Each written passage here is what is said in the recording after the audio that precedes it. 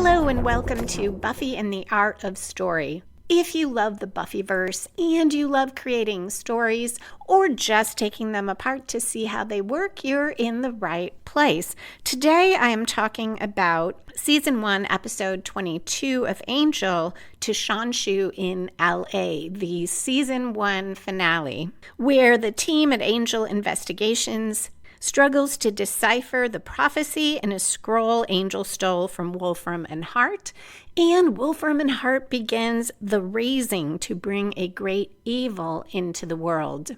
I am Lisa M. Lilly, author of the Awakening Supernatural thriller series, the QC Davis Mysteries, and the Writing as a Second Career books for writers. You can find all of those and back episodes of Buffy and the Art of Story, including those that cover Buffy the Vampire Slayer from seasons 1 through 7 at lisalilly.com. That's lisalilly.com. Along with a recap of To Shanshu in LA, I'll talk about how the conflict constantly escalates, making this a strong season finale, game changers for the entire series, an excellent use of foreshadowing and bookends, and how the events of I Will Remember You, while never mentioned, inform the story, plus the episode rating on a scale of 0 to 10. There will be no spoilers for Angel, the series,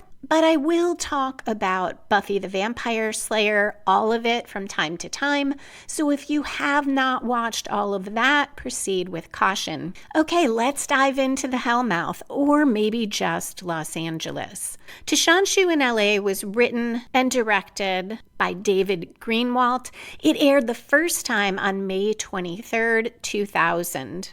It starts in the Angel Investigations office. Wesley struggles over the word Shanshu in the scroll that Angel stole from Wolfram and Hart. Books are spread out around him. There's even a magnifying glass lying there. Cordelia asks what's taking so long with the translation, and really irritated, Wesley tells her that the prophecies were written over the course of 4,000 years in a dozen different languages, some of which are not human. The word Shanshu is pivotal to what the prophecy says about the vampire with a soul. This is great foreshadowing that comes out through conflict between the two of them about the importance of that word and the challenges of translating. Cordelia wants him to hurry up so he can then tell her what it says about her. Is there torrid romance in her future? Wealth? She'd settle for enviable fame. Wesley tells her it's an ancient sacred text, not a magic 8-ball. And Cordelia says no one gets her humor. Angel is sitting reading one of the books in an armchair, and he says, very low-key, I thought it was funny. In the corridor, someone large in a long cloak is lurking. Inside, Cordelia tells the others about an article in the paper about born-again boy, meaning Lindsay, who wanted to get out of Wolfram and Hart. He's now been promoted to junior partner. Wesley comments that Lindsay sold his soul for 30 pieces of silver, and Cordelia corrects him. Actually, it was for a 6-figure income and a full benefits package. Wesley finds it disappointing. Lindsay had the opportunity to change. Angel looks up. Little late for visitors, he says. And there's dramatic music as Angel goes into the corridor, grabs the shoulder of whoever is in that cloak, and scares David Nabbit, that millionaire or billionaire that we met an episode or two ago. He's wearing this shiny purple cloak. He doesn't need help. He just came by to hang with them, and he loves their office when he sees it. Another bit of foreshadowing. He goes on, this is where it all happens. They fight evil. And all he did today was spin off a company and make a few more million. What does that mean? Cordelia says, no more shopping in the penny saver. If you live in LA, you could tell me if this is still around. I lived there for all of 6 months. when I moved there with my screenwriter boyfriend. And we did, in fact, shop in the Penny Saver, which had, best I remember, I don't know if it was deals on new things or if it was used items, but it was so fun to me to hear that reference. David Nabbit sits on one of their couches and they stand around him looking at him as he goes on about how their lives are so meaningful. And then he says a demon could walk in any time, and they all look at the door. Nothing happens, and he asks if they've seen any cool demons lately. This is a great segue to monks chanting at night outdoors. Lindsay, Lila, and Holland watch them. There's a circle, there's fire, there's lightning, and a demon appears. Much bigger than David Nabbit, but like him, wearing a long cloak. The demon also wears a mask. Holland welcomes it to Wolfram and Hart, and we go to credits. This is the story spark or inciting incident for the main plot. This demon sets everything in motion. On return from the credits, Angel and friends are standing in awkward silence around David Nabbit, and he says, "Okay, good to see you," and leaves. I found this funny the first time I watched it, but now looking at it, I couldn't help thinking they could have been a little nicer to him and tried to make some conversation. I'm going to assume that that's what happened while we were watching the credits. They could have at least said, "Hey, we're in the middle of something. Do you mind if we keep working on this scroll while you sit here?" Wesley, though, has gotten an idea. He says he knows what it means. Cordelia says, "Very wealthy man has no life." But Wesley is talking about the word in the scroll. He looks it over again, talks through the root of the word Shanshu, but then he pauses and says, "death." Cordelia is shocked. Angel is going to die, but Angel just asks if there's anything else. Wesley assures him it's probably years off, and Cordelia suggests now might be the time for her to get a raise. Wesley says apocalyptic prophecies are not exactly a science, a little more foreshadowing, posing as reassurance. Angel does not seem bothered. Then everything starts to shake. Cordelia is having a vision, and before sharing what it is, she gasps out a request for a painkiller. Then she tells them a woman is facing a slime demon and something smells terrible. She realizes it's behind a waste facility in El Segundo. Holding her head, Cordelia says she's had enough of these scratch and sniff visions, and if she ever meets the powers that be, she'll punch them in the nose, if they have a nose. Angel heads out and tells Wesley to stay and take care of Cordelia. The vision is not key to what happens in the episode, but it provides an opportunity to highlight that Cordelia is Angel's connection to the powers that be, and show how painful those visions are, or just one vision is, a little more foreshadowing. The scene cuts to Wolfram and Hart. The demon is angry. He needs the scroll to perform the raising, and he can't believe that Wolfram and Hart let Angel get it. The whole point of the raising is to bring Angel down, to tear him from the powers that be. And it seems get him onto Wolfram and Hart's side.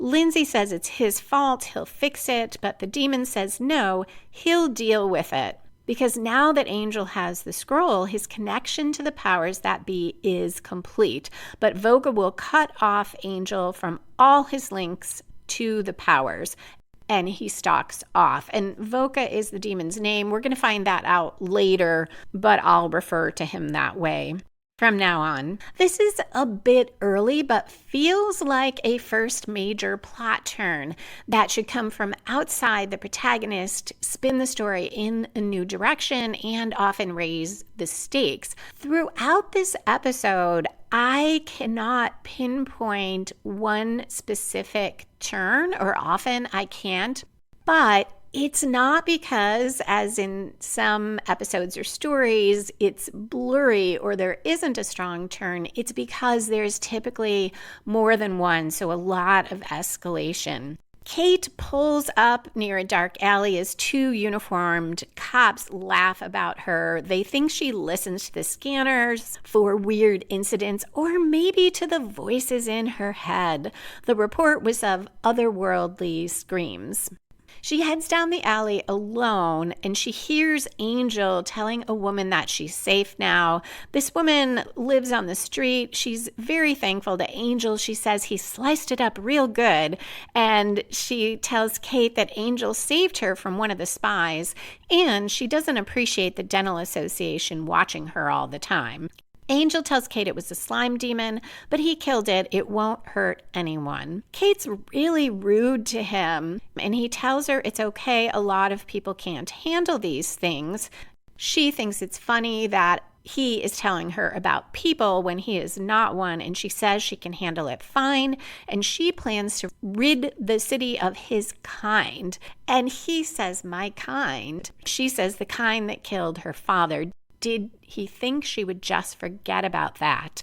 The next day, Wesley is still poring over the scroll. He tells Cordelia that every resource says Shanshu is deaf. Cordelia is not that concerned. She says it's just a prophecy. It's not like it came from on high. And through gritted teeth, Wesley tells her that's exactly what a prophecy is. He's concerned less about the prophecy itself and more about how well Angel is taking it. But Cordelia says Angel faces death every day, so it doesn't matter as much to him. Wesley thinks the reason it doesn't matter is because Angel is cut off from the world. He doesn't want anything. And Wesley says our desires make us human, and that what connects us to life is that we live, we grow, we change. They both agree that Angel can't do those things. He may always be cut off. Cordelia says they have to help him. Wesley is not sure they can and says he is what he is. But Cordelia says he's Angel, he's good, and he helps the helpless, and now he's one of them, and they need to help him. He's going to have to start wanting things whether he wants to or not. This could also be that 1/4 turn, that first major plot turn, because if Angel is the protagonist, Cordelia is someone outside of himself pushing him to change. Angel comes at the elevator right then, and Cordelia asks if he wants coffee. He doesn't, or donuts, trying to tempt him. And this is the first thing that made me think about I Will Remember You, the episode where Buffy crossed over and Angel became human, because he loved the taste of everything. He was eating everything in sight because apparently as a vampire, it didn't taste that great to him, and as a human, it did. Angel doesn't know why Cordelia is so concerned when he says he doesn't want anything, and she blurts out that he's cut off, but they're going to help. Would he like a puppy or a ficus? They're low maintenance. Wesley leaves for a rare bookshop to get more resources to check on the scroll translation. In the meantime, Wesley suggests Angel consult the oracles. Cordelia says, oracles, get out of the house. She makes a shooing motion with her hands. Could be fun. This is another great segue because we cut to the oracles, but there is a twist. We don't see who has come in. We just see the woman oracle ask how the intruder entered. And the male calls the intruder a lower being, something that they called Angel before. They tell him the power of darkness is not welcome there, and we find out it is Voka who says that the old order passes away. The male oracle tells Voka that he must leave, they will speak no more. A scythe manifests in Voka's hand, and he says he knows, and we cut to a commercial. On return, Cordelia walks through a street fair. She stops at a booth with art supplies and tells the woman behind it she's looking for something for a friend who is detached from things. The vendor tells her that art is really good for that. It's used in mental hospitals to connect people. Cordelia leaves with several bags of art supplies. The vendor says Cordelia made her day, and it must be a really good friend she's buying for. Voca passes Cordelia and brushes her hand. This is a major escalation of the conflict as we move toward the middle of the episode. Cordelia at first seems okay, though she pauses after Voca passes her. And then she has this horrible pain. She cries out. She collects herself enough to take her phone out, but then she screams and falls on the ground. We see she is getting multiple visions. There are all these flashes of them. The camera pans back. Cordelia is lying on the ground, screaming amidst knocked over displays of art. This scene made me think of some advice I heard on a writing podcast called The Journeyman Writer, where the host said every scene should be conflict, resolution, things get worse. So we start with minor conflict, Cordelia trying to find something to help Angel connect. She talks with the vendor, she gets advice, she buys things. So there's a resolution, and then the encounter with Voca, things get worse. Then you go to the next scene. Now, doing that for every single scene in a novel or a screenplay would probably be too much, but it is something to think about if you are writing scenes and you feel like not enough is happening in your story or your pace is slow. Think about that. Conflict, resolution, things get worse. Voca glides through Angel's office completely silent. Downstairs, Angel stands in his apartment looking at the scroll. Then he rolls it up and locks it in the cabinet. Voca glides behind him. Angel doesn't hear it, but a second later he senses something. The phone rings, though, distracting him. It is someone calling about Cordelia. Angel says he's her employer. She doesn't have any family in town. He is on his way. We are right around the midpoint of the episode where usually our main character has a major reversal or makes a major commitment. So we could see the major reversal as the attack itself on Cordelia. It's a ways before the midpoint, but it is a huge reversal for Angel. Then we escalate it to a more major reversal, though that isn't clear immediately. But Voca breaks into the cabinet after Angel leaves and takes the scroll, and we will find out later that the words in a particular part of the scroll are the only thing that can save Cordelia. So this is an even more major reversal right at that midpoint. And we're going to escalate it yet again. Angel races to the hospital. He hears Cordelia screaming and goes into her room right past some personnel trying to stop him. There are 5 medical people trying to hold Cordelia down. They ask if he's family, and he says yes.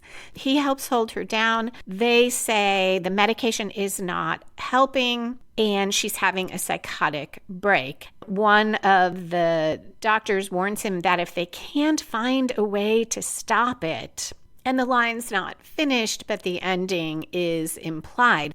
This is after the midpoint, but yet another reversal, the idea that medicine cannot help and Cordelia may be lost there forever. At Angel Investigations, Wesley goes into the office downstairs and he sees the cabinet open and the scroll gone. And now another huge escalation because Angel pulls up in the street outside, gets out of his car, and there is an explosion. The entire building explodes. There's fire, flames everywhere. Angel is thrown back, alarms go off, and we go to a commercial.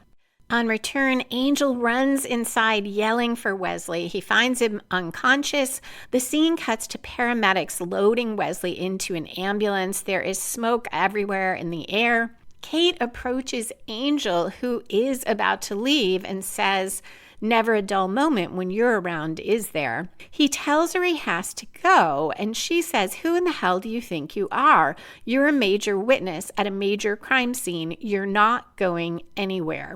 Angel says, "You want to try and stop me, Kate?" Kate responds, "I'm glad we're not playing friends anymore. I am real sick and tired of your attitude. There's a thing called the law." Angel answers, this isn't about the law. This is about a little thing called life. Now, I'm sorry about your father, but I didn't kill your father, and I'm sick and tired of you blaming me for everything you can't handle. You want to be enemies? Try me. He walks off. And until I just read that, it didn't hit me that Angel is now talking about life. Wesley said earlier that Angel was disconnected and that being human is about living and growing and changing, and Angel can't do those things. Yet here is Angel talking about life. Significant, especially because in their last conversation, Kate highlighted that Angel is not human. The scene cuts to the emergency room. Wesley is in bed, his head bandaged, still unconscious. Angel then goes to Cordelia's room. She is quieter now, so the drugs must have done something, but we still see flashes of the vision she's having, and she stares ahead. Her eyes are open, but it's as if she doesn't see anything in the room. She doesn't respond. When Angel sits with her and tells her he'll fix this, he promises he will get her back. And he says, I need you back. So Angel wants and needs Cordelia and Wesley, and he holds her hand and sees a mark on it.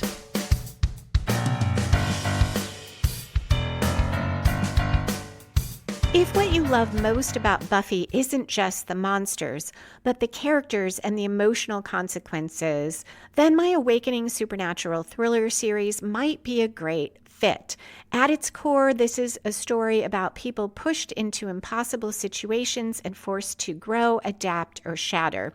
The supernatural elements are dangerous, but the real tension often comes from loyalty, fear, and the choices people make under pressure. Across 4 books, the series blends supernatural mystery with thriller momentum, following characters who slowly realize the world they thought they knew is only the surface. Readers often tell me the series is intense, immersive, and hard to put down.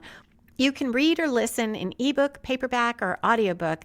There's also a complete ebook box set if you want the whole story in one place. Just search for The Awakening by Lisa M. Lilly on your favorite ebook retailer sites or wherever you buy books.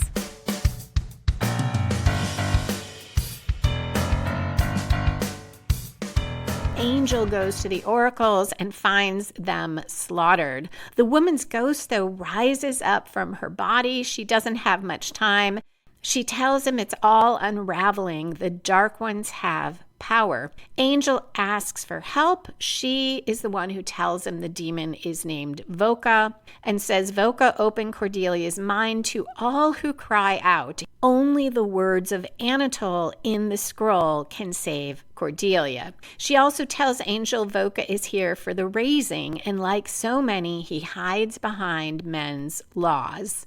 Angel must stop him. Angel grabs the scythe that Voka used to kill the oracles and says he will. This is another escalation.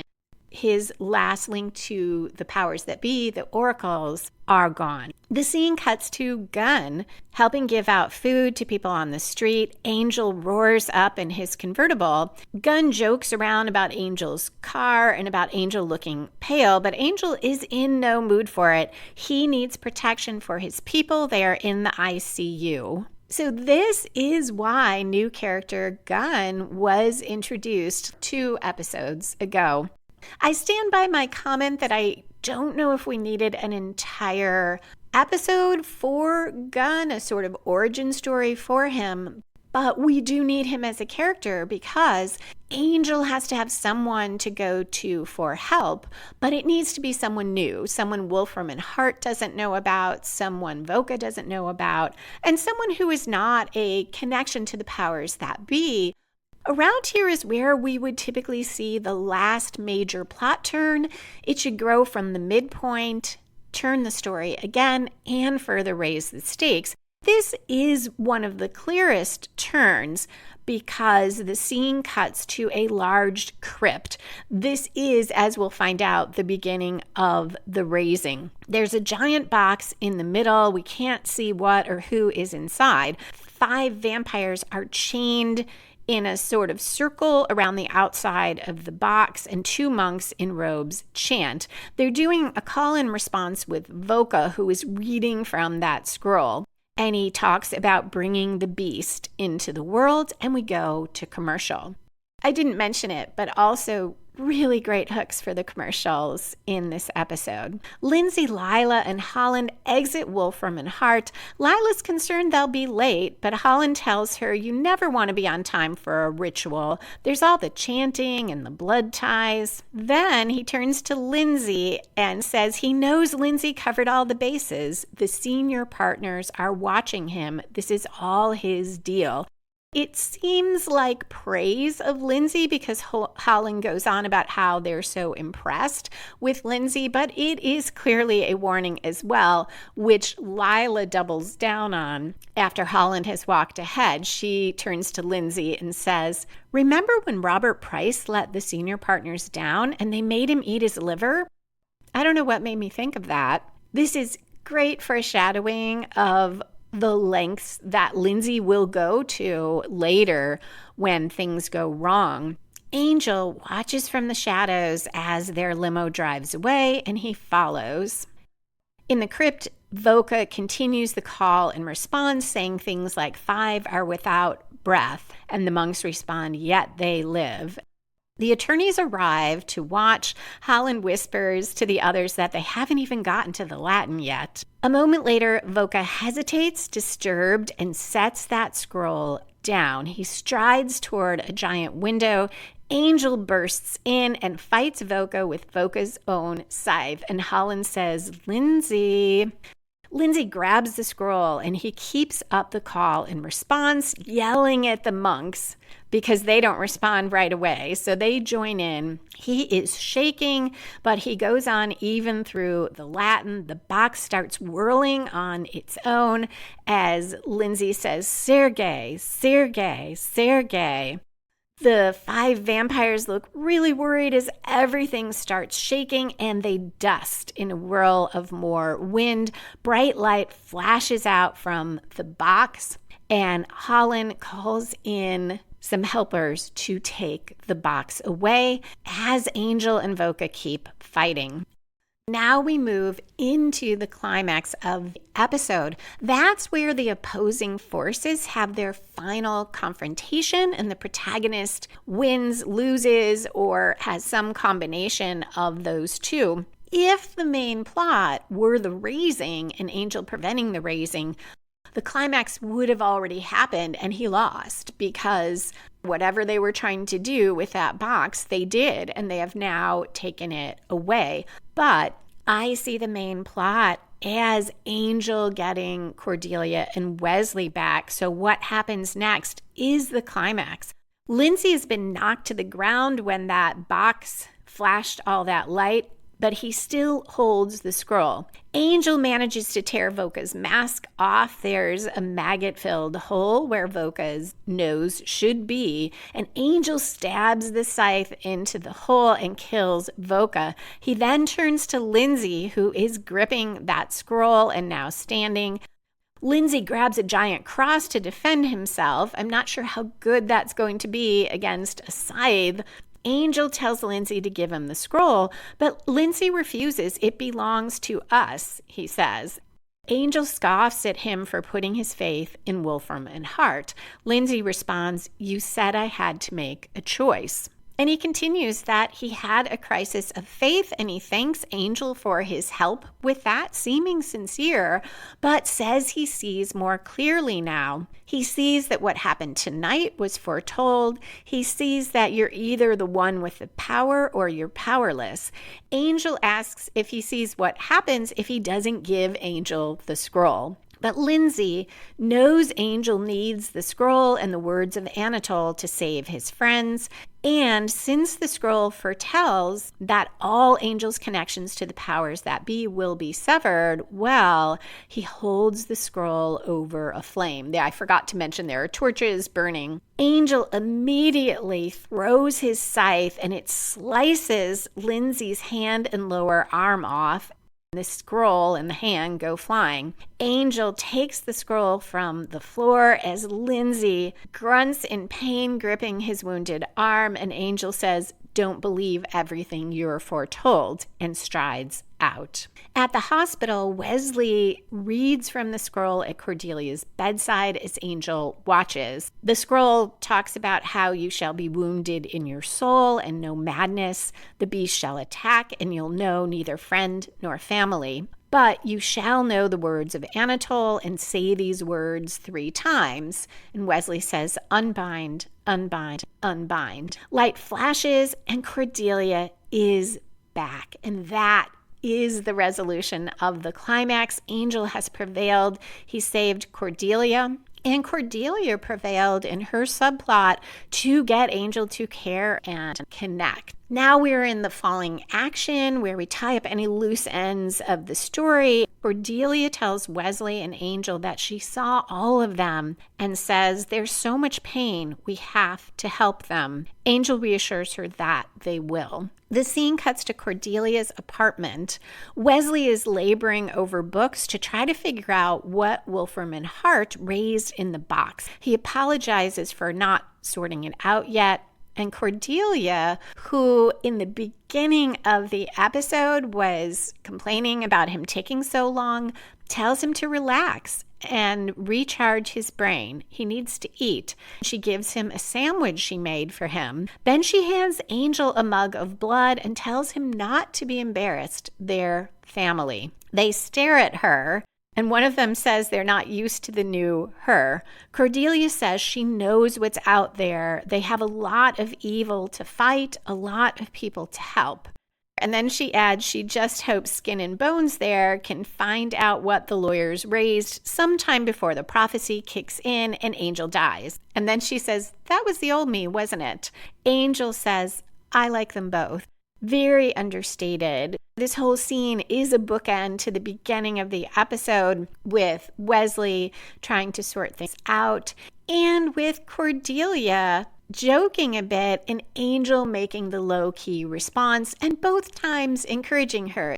Wesley now turns a page and we get another bookend where we start and end on the same topic or line or moment. And the twist in this one was foreshadowed. Wesley now says, oops, I may have made a tiny mistake. The word Shanshu that I said meant you were going to die. Actually, I think it means you're going to live. Cordelia says, okay, as tiny mistakes go, that's not one. Wesley explains that Shanshu has roots in so many different languages. The one that's most relevant is from a culture that believes that only that which is alive can die. And that means that after Angel fulfills his destiny, he will live and then die, in other words, become human. Angel, still on the low-key side, says that'd be nice. Cordelia asks about what fulfilling the prophecy means, and Wesley talks about Angel surviving upcoming battles, plagues, defeating fiends, and Angel says, so it's not time for the champagne yet. Cordelia responds, oh yeah, break out the champagne, Pinocchio. This is a big deal. And Wesley and Angel smile, and Angel says he guesses it is. And I love that Cordelia not only has encouraged Angel to reconnect, but she is now encouraging him to let himself feel happy, to express some emotion. In the crypt, Lila, Lindsay, and Holland gather around the box. Lindsay's arm is bandaged, or what's left of his arm, and in a sling. They all agree they'll even the score with Angel, beginning with what's in that box. Lila looks through the slats in the box and tells whatever or whoever is inside that she knows it's confusing, but things will be better soon. A lot better. Darla. And we see Darla naked in the box, sweating, peering around, breathing hard, and that is the end of the episode. So while Darla was not mentioned in this episode or shown, in the previously on, we saw where she kicked Angel out when he got a soul, and there have been these flashbacks in the previous episode. This is a great example of ending on a game changer, something that changes the entire world going forward. So you're hooking the audience with what will this mean? Where will the story go? But it is not a cliffhanger, which audiences tend to find a lot more unfair. A cliffhanger is where you don't resolve the main conflict. So if we left on a cliffhanger, maybe we'd cut in the middle of Angel's fight with Voka, or cut right as Lindsay holds the scroll over the flame, and you have to come back to the next season to find out if Angel saves Wesley and Cordelia. But instead here, that resolves, but we know this is a major change. And it is not the only one, as I'll talk about more when I get to world building. Overall, I love this plot. As I mentioned, while I can't always pick out exactly where the major plot turn is, that's not because we don't have them. It's because this does such a great job at continually escalating the conflict, so there are many key twists. Moving on to theme, destiny, prophecy, what does it mean that something is foretold? This is a theme in the Buffyverse. There are prophecies that do play out in Buffy, and yet that Buffy, one way or another, somewhat subverts, or they don't play out the way that it seems they would. And we see that again here. Both shows deal with that interplay of things that might be fate or might be simply how things are, but you need to keep going and keep fighting and keep trying, because it can make a difference, the choices that you make. And the words of a prophecy can be deceiving or open to interpretation. Here, Lindsay says it's foretold that all your links to the powers that be severed. So he takes it from that he's going to succeed in destroying the scroll. But the links have already been severed. Wesley's been knocked out. Cordelia is unconscious and potentially not coming back. The oracles are slaughtered. So that all happens, but it doesn't say, apparently, that Angel will never reconnect with them. And in fact, that very scroll, as Lindsay knows, has the words that can reconnect Cordelia and Angel and the powers that be. So two different interpretations. I don't see Angel as interpreting it. He is just going to do everything that he can possibly do. And that is another aspect of the theme of whatever the prophecy says, whatever is foretold, you still fight the fight. And in this case, Angel is successful. The theme of found family, another one that is so strong within the Buffyverse, is explicit. Angel moves from being disconnected, not uncaring about his friends, but not too concerned about himself when they say eventually he will die. And he's not open to Cordelia's attempts to get him to be engaged, to be interested in something, to want something. But when his friends are in peril, he very quickly moves toward saving them and expressing what was already there, but that he may not have really been in touch with anymore, which is that they are his family. On the phone, he says he's Cordelia's employer, but at the hospital, when they don't want him to stay there and they'll only let him in if he's family, he just says, yes, he's family. And later, Cordelia explicitly says, don't be embarrassed about drinking the blood in front of us. We are family. And that is a step for Cordelia as well. Early in the episode, she's saying, how about my raise? And a lot of the time, it's usually in jest, but she is talking about this as a job. And to some extent, when she can, and we need the lightness, she is making light of their connection, of her doing this job. She tells Doyle way back she's only suited to major stardom or helping a vampire with a soul save people. And in this episode, she too recognizes they are family. And there are themes about change and opportunities to change. Though Wesley said Angel could not grow and change, we see that he does. You don't have to be alive in the literal sense to grow and change. At first, Wesley was seeing it that way. He said Angel can't live and grow and change. He is what he is. We have now opened up the possibility that he could be human, but even without that, Angel has changed. He has reconnected through his love of Cordelia and Wesley, and I see it as the emotional connection. Yes, he wants his connection to the powers. Yes, he cares about his mission, but that is not what's driving him. What's driving him is that Cordelia and Wesley matter to him, that he is connected to them. And in that way, he changes because he recognizes that, he feels that.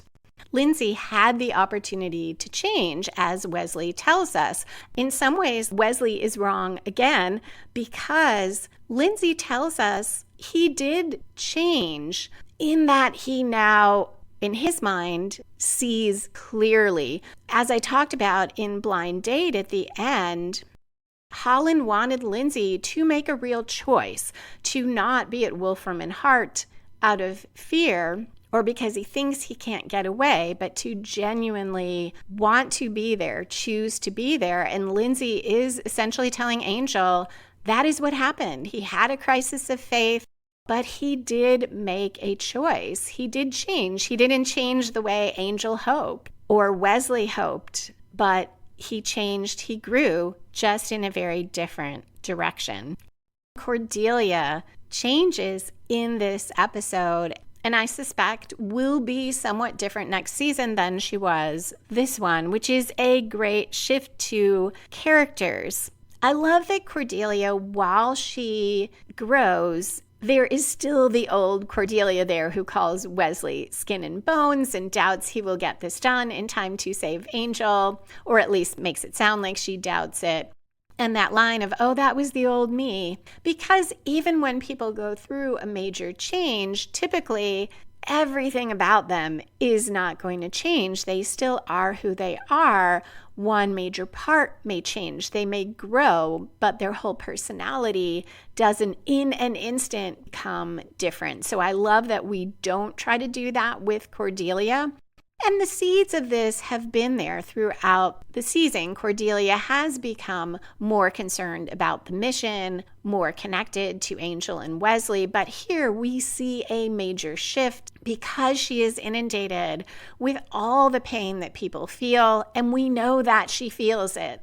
That early vision, that foreshadowing of the scratch and sniff visions, the effect they have on her. We know that when she has all those visions at once, she is feeling all of that pain, the physical pain, emotional, all her senses are engaged and overloaded. And she could come out of that just traumatized, unable to move forward or unable to feel that empathy because it is too hard. And instead, we get a somewhat kinder, gentler Cordelia. And yet her snarkiness and her humor are still there.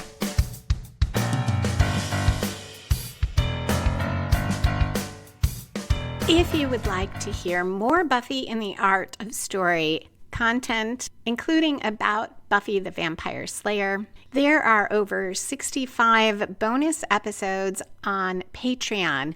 You can join for a few dollars a month and get access to all those bonuses, plus access to every regular episode ad-free and a few days early. Some of the more popular bonus episodes are moment-by-moment commentary on the unaired pilot for Buffy the Vampire Slayer, the bestest Buffy birthday bashes, and Mission's boyfriend, Angel, Riley, and the Warrior Identity. You can get all of that by signing up at patreon.com/Lisa M. Lilly. That's patreon.com/LISA, M as in Marie, LILLY.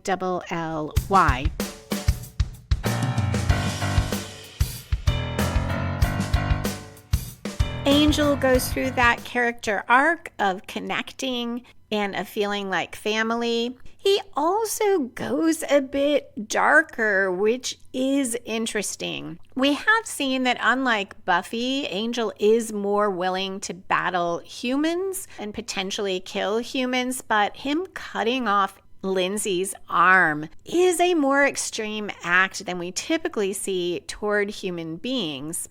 It shows us the depth of his commitment. Nothing is going to stop him from saving Cordelia. On the other hand, it could be a bit of foreshadowing, telling us that even when he is Angel, not Angelus, he has a much darker side than, say, Buffy does. So it is a difference in the two shows and the two protagonists. I like what little we see of Lindsay as well. Despite that Wolfram Hart is evil and Lindsay made a choice to embrace that, we can still feel for him. That moment when Holland is saying, oh, the senior partners, they're watching, and Lila talks about the attorney who had to eat his own liver, and we know at Wolfram Hart that is literal, makes Lindsay human. It makes us empathize because probably all of us know that feeling of having that pressure put on you in a situation where the consequences of things not going well could be dire. While Angel succeeds in his quest to save Cordelia, Lindsay does succeed in the raising going forward. They brought Darla back. I like that Lindsay continues to be a layered character. He seems genuine when he thanks Angel for his help as Lindsay worked through that crisis of faith. And Lindsay owns his choice. He is no longer someone who feels trapped, and he is very clear that he looked at this and he made a choice. When he came into Angel's in blind date, he told him this story about having been poor and how terrible it was and why he went to Wolfram Hart. And is that still a part of who he is? Yes, but he has now embraced that it is not circumstances. It is not that he couldn't make a different choice. So he's accountable for the path he has chosen, which makes him a far more interesting character. Lila, of course, is always fun. I love that line to Lindsay. And her being the one to talk to Darla first makes me think that Lila will be important going forward. I don't remember the details of it or how much Lila was involved at all. Finally, Kate, so often the most challenging character. This is the one note of the episode that doesn't quite work for me. Kate is so confrontational with Angel, and it really feels like it's there just for the sake of having conflict. She fought side by side with Angel to defeat those vampires who killed her father. I would have liked it if, like Lindsay, we got more layers with Kate. Even if there was just some acknowledgement where she says something like, I know you say you are different, or I can see that you act differently than these vampires, but you are still a vampire and I don't trust you. We saw some of this with Buffy in season 2, the very first episode, where she is really hostile to Angel because she is so spooked by having been killed by the master, and she has now connected Angel with all of that. And I bought it with Buffy because of what she went through and because she was treating all her friends that way to some extent. We saw her struggling. So some of it may be that we just don't get to see enough of Kate that I can buy this. But with Buffy, we saw that despite her saying these things to Angel, she still had feelings for him. He was at her window when she tells him to go away, and then after he's gone, she says his name, and she clearly wishes she hadn't driven him off. So we see some vulnerability as well, and that she's somewhat aware that Angel is not the same as the Master or his acolytes. And Kate just seems so black and white with everything. Angel is just bad and evil, even though he is fighting on the same side as her. Lots of world building here, but before I go into that, there was some real resonance here with the last episode of season 3 of Buffy when Angel left to go over to his own show. At the end of the season finale in Buffy, there was a giant explosion of the high school. There was a fire. There was smoke in the air everywhere. Wesley was being loaded into an ambulance. He wasn't that injured. He was talking to the paramedics, saying how much it hurt and could he get painkillers, but he was somewhat badly injured. And Angel was walking through the smoke and then left. And here we have the scene more toward the middle of the episode, but there's an explosion.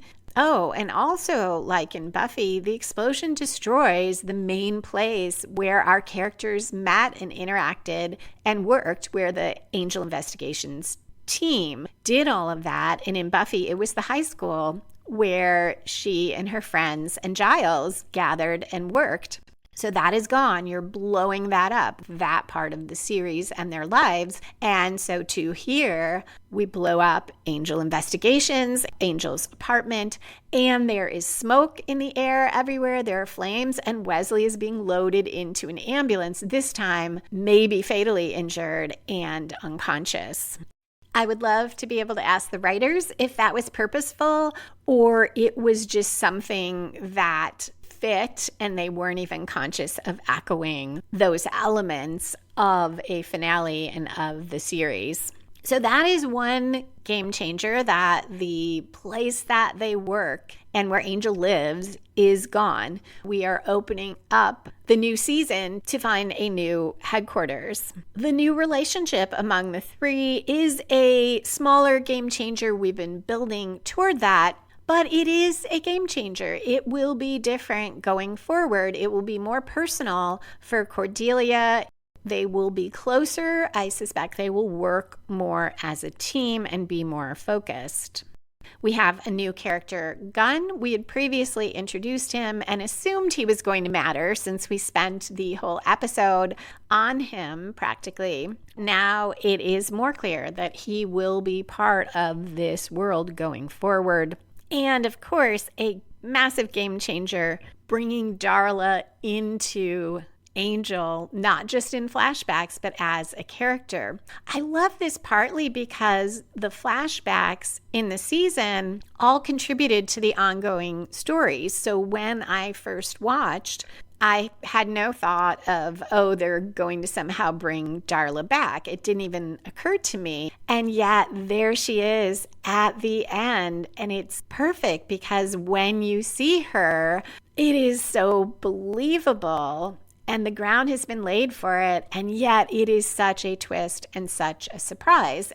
These game changers are fascinating because it is one way to make viewers excited about a new season and draw them back into the series after the break. And it's a really great way for the writers to just have a reset. They started the series, they saw where it went for a season, and now essentially they've almost given themselves a blank slate. They can write the team in a new way if they want to. They do have Darla there, so it's not an entirely blank slate, and we have Wolfram Hart. So we have world building that has gone on, but as far as where Angel's going to work, who he's going to work with, like how involved will Gunn be? What will this relationship be like? What will things be like with Kate if she comes back? All of these things are open to a fresh start. And then there is a new goal for Angel. This season he has talked a bit about redemption, about making up for what he's done. But we know from the episodes with Faith that he doesn't necessarily think you can ever be redeemed, that you can ever make up for the past. Now, though, there is this idea that perhaps he will get a reward, that if he does all of this, he will become human. It's not, I don't think, his reason for doing it, but it is clearly something important to him. And that is another game changer, this idea that there might be an end goal for Angel. This concept of Cordelia feeling all this pain and how it affects her is one that we will go on to see in Buffy when Willow feels all the pain of the world. Giles doses her with the magic from the coven. It connects her to everything. And Willow's initial response is there's so much pain, she just has to end the entire world. So it's interesting that Cordelia has a similar experience. She feels all this pain of people in these visions, and her response is, we have to help them. She now is much more in touch with the reasons for the mission. Maybe at some point I'll do a bonus episode exploring why there are such different responses, but I love that there are. I love that while the Buffyverse explores similar themes in the two shows, they don't play out the same way, and they don't play out the same with different characters. Finally, while the events of I Will Remember You, the one where Angel became human and spent that day with Buffy, are not mentioned, they inform so much of this episode. I do find it a little bit frustrating that Cordelia at least never mentions that Angel was human before. She doesn't remember it, but I look back and Doyle did tell her about it. And it seems strange with all this about Angel becoming human again that neither she nor Angel mentions that when he was human before, he then chose not to be because he wanted to be able to fight the fight. That is somewhat addressed with the idea that he will have to survive the coming trials, face the fiends, plagues, do various things. Part of why he chose to turn back the day was that if he could no longer be in the fight the same way, be the warrior that he was, that things would be much worse for humanity. He wouldn't be there to help forestall the great evil that was coming, that Buffy might die sooner than she otherwise would. This prophecy suggests that if he does all the things, the trials, that at some point he can become human and that will be okay. He will not be letting his side down, so to speak. Maybe the writers felt like that was much stronger than explicitly having Cordelia or Angel mention that. It also might have been a function of network TV where people did not always get to watch in order, so they may not have wanted to reveal what happened at the end of I Will Remember You. I wonder, though, if part of why Angel doesn't seem to want anything and seems disconnected at the beginning of this episode is still about what happened with Buffy. He struggled with more brooding than usual, a bit more depression than usual after that episode, and then there was Doyle's death. So Angel has had so much loss this season, and that is likely part of why he feels disconnected and why he doesn't want anything, because in that episode he wanted so much to be with Buffy, to be human. We saw how much he enjoyed it, and it was yanked away from him by his own choice, but he felt that he could not do anything else. So it is a real evolution for him at the end to be able to be a little bit happy about the idea of being human. I also think his initial reaction of that he's going to die being, oh, does it say anything else, relates to that as well. When he became human, He must have sorted that through to some extent, that being human, well, we know he did because that was part of the issue, that he might die during one of those battles now with Buffy, and Buffy was protecting him. So he contemplated the idea of mortality, of dying, and I think that's another reason it did not spook him. The other reason I feel like I Will Remember You is subtly influencing all of this episode is that there is a direct connection, another bookend that is implicit. The oracles are destroyed in this episode, and I forgot to mention that's another game changer. No more oracles. It's another reset. Maybe the writers, they didn't want the oracles to be so available and handy to help with things. But the first time we saw the oracles was in I Will Remember You. And now the oracles are gone. This also could suggest that we are putting behind us, to some extent, the connection to Buffy. Maybe we are not going to see her again. Angel is more and more its own show. And we had that statement in the Second Faith episode where Angel says to Buffy something like, "This is what I do here. I save souls and you're not a part of it." This whole episode suggests that now Angel is becoming more and more of its own show and less of a spin-off. I could talk about this episode forever, but I will close off with my rating on a scale of 0 to 10. I've mentioned a couple things I felt were not the strongest, particularly Kate. Her character doesn't seem well enough motivated to me. It feels a little artificial. But that is really the only thing that didn't work for me, and it is a very small part of the episode. And I will say it is consistent with how Kate has been acting mostly. Everything else here is so strong, both the plot, this continued escalation, the game changers, which really makes it feel like a season finale. This is a very big deal, the major character arc for Cordelia and for Angel, plus all those themes and the emotion is really there throughout. All of that is amazing. So I give this episode a 10. The main reason is I always enjoy re-watching it. I typically watch every episode twice for the podcast. I watch once and take some notes, and I watch a second time to fill in those notes. And with this one, I was really tempted to watch a third time just for the fun of it. So that is it for this episode. Thank you so much for listening, and a special thank you to patrons who support the podcast. Come back next time for an overview episode looking at the arc of season 1 of Angel as a whole. Music for this episode was written and performed by Robert Newcastle. Buffy and the Art of Story is a production of Spiny Woman LLC. Copyright 2026. All rights reserved.